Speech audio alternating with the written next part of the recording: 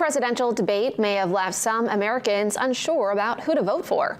TV5 talked with UMaine Political Science Department Chair Mark Brewer about a few things he took away. He said it was a great opportunity for Americans to understand each candidate. He says somewhere between 25 and 30% of Americans felt they needed more information about Vice President Kamala Harris.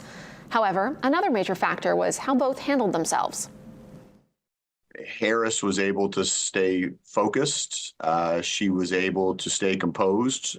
She was able to talk about her positions on issues, but also to offer criticism of former President Trump for various policy positions, but really more for actions that he has either taken or not taken. Whereas former President Trump, at least in my opinion, often appeared unfocused.